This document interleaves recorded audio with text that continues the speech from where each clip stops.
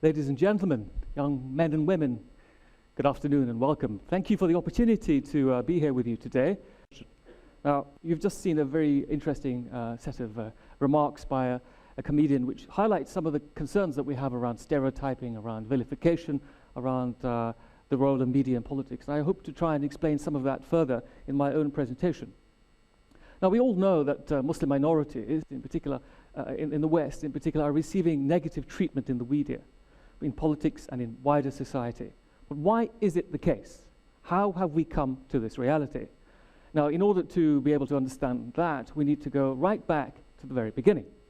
Now, I'm a British-born chap, this is clear, and while I speak, read, write, and dream in English, and while I might carry the English mannerisms of any upstanding gentleman, my DNA is of Azad Kashmiri origin. Now, for some it may sound confusing, for many it may be seen as a unique critical edge that places me in between different somewheres and a place yet to be defined. But importantly, my Muslimness never conflicts with my Englishness. I have found my path, although I did take my time about it. Such are the challenges people like myself tend to face.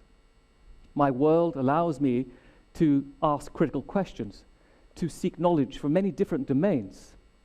And as a scholar of sociology and ethnicity, I can continue to ask these questions going forward so that future generations can learn from my teaching and research. Now, some would say that I'm lucky. Others would say that I would create my own luck. Now, while my story may be of interest to some people, I assure you that I rather rarely talk about myself. What you will hear instead is the story about people similar to me and the struggles they face in a world that continues to ask the questions of them. Now, in order to do that, we need to start at the beginning. And for me, the beginning starts with the end of the Second World War. Post-war migration, it was a process by which many European nation states encouraged the movement of labor to economies that were suffering dramatically at the hand of war. And now, many of these vacancies were in industrial sectors that were declining, where industries were already moving towards deindustrialization, where technology was replacing the need for human labor as such. And so when groups who were once colonized people of these European nation states came to these jobs, they did so experiencing the lowest pay, the worst conditions, and the most acute forms of marginalization. It was also met by failure on the parts of many of these Western European nation states to fully implement policies of integration, while assimilation was enforced culturally and politically. Here you have an example of a number of South Asian Muslim men who came to Britain in the 1950s and 60s.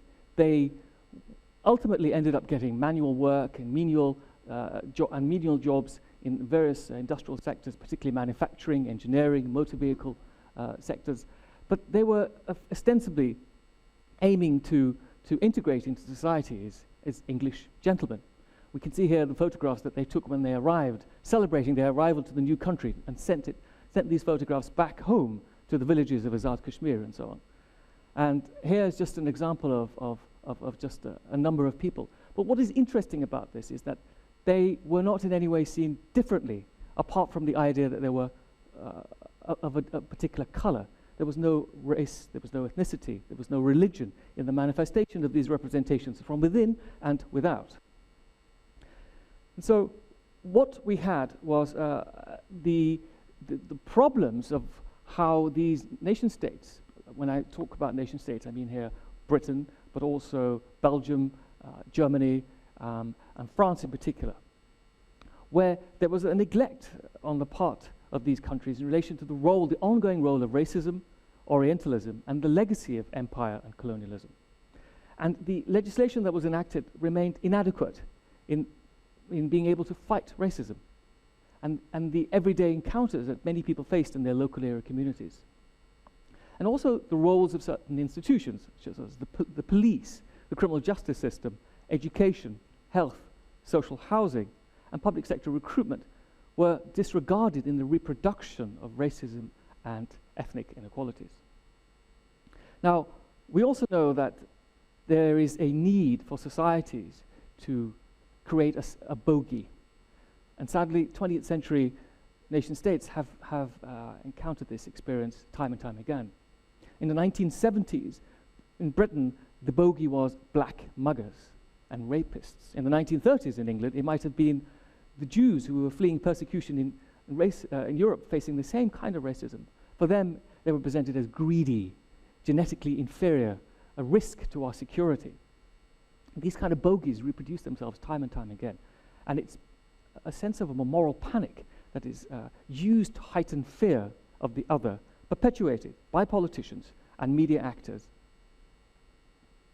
Now, these Muslims, who are Muslims today, were not regarded as a religious or ethnic group. Rather, they were under the baggage of Asian, a crude category that represents an entire segment of the world, but they were seen simply as a notion of Asian. In the 1950s in particular, English cabinet papers talked about the coloured problem. How are we going to manage this influx of immigration? And how are we going to deal with the potential issues in relation to race relations? In the 1960s, as scholarship improved, we began to think about race and ethnicity becoming the ways we characterize differences among this sector of the population. In the 1970s and 80s, ethnic minorities were focused on the basis of their cultural characteristics. No longer was it about physical differences or color as such. It was about cultural norms and values. And this was the time when the notion of multiculturalism was first introduced. For some, it is affected as a solution to managing differences in society.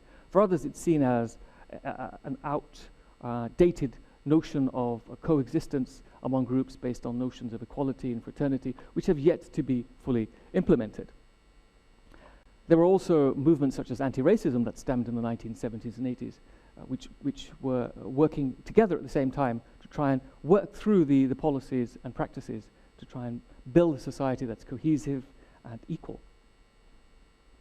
But the Muslimness question in relation to the South Asian Pakistani Muslims did not come into play until an event occurred in the late 1980s. It was what is known as the Salman Rushdie affair. Images of the book burning in Bradford were beamed across the world, and they became global headlines instantly. Suddenly, in Britain and in other parts of Western Europe, there was a realization that among their existing populations, there was a body of people known as South Asian Muslims who were angry, frustrated, and now vocal. And this book was the catalyst that engulfed a fire that had already been burning. Years of alienation, marginalization, discrimination, and violence because of ongoing patterns of racism and the othering of the other left many outraged. The events around the book burning have been well documented in many texts over the years, and it still remains one of the most important changing dynamics of the ways in which Muslims see themselves, but also how they're seen in majority societies. Much of it was about the South Asian Muslim experience. We don't see Muslims from other parts of the world involved in these demonstrations, but it's very much a question of a South Asian characterization. The anger that was presented by these communities was used by media and political systems to present the view that there is a problem with Muslims and Islam itself. And this discourse continues to this day, extended by more recent events, including 9/11, which has implications for our existence today. And of course, throughout the 2000s, there were many other ongoing concerns in relation to terrorism and extremism, which added further fuel to the misrepresentation of Muslim minorities. Muslims are regarded now not just as the perpetuators of terrorism, but of violence towards women, groomers, criminals, and they are seen as culturally relativist and disloyal to the state. And what was a concept that was potentially used as a way in which to celebrate differences and manage those differences to build a cohesive, equal, fair and just society has been turned into a model of security. The securitization of multiculturalism is the norm in certain parts of the Western European context. So where do we go from here? The economic downturn is important to try and understand, as the current Western European downturn has cemented existing class divisions. Tied up is the notion of the widening difference between have-nots and the haves. Social divisions are about as wide as there have ever been in the history of our modern civilizations. Many Western Muslims, European Muslims, of which there are about 20 to 25 million, experience high unemployment, low education, poor health, residential clustering, relatively higher birth rates, which make them visible in the inner city areas in which most are still found to be there today. The reason why they are still there today is that because of ongoing patterns of de-skilling and low educational performance, those groups are trapped through social immobility. And their being trapped is not a question of choice, it's a question of a lack of opportunity and the nature of racism in wider society. So unless there is a greater economic opportunity for all and greater social mobility for all, Muslims can't really take part in this changing scenario. And as the war of the global war on terror continues in all but name, and a focus on Islamism exists, particularly in the post-Arab Spring world, the ongoing underdevelopment of many of the Muslim majority states to the east of the world, they will remain a sharp focus on the Muslim question going forward. This creates a sense of distrust. It breeds fear and insecurity from within the groups and without, in terms of the role of wider society as agents within that framework. And if we think about globalization, we're all global citizens in many ways. It challenges our very sense of who we are. And at a time where who we are is less about the characteristics that define us, but those that do not define us. Who we are is about who we are not more than anything else. It fractures national identities. It transcends local identities to global ones. And so all of this is an ongoing state of development that creates further questions and difficulties for an already beleaguered and marginalized community.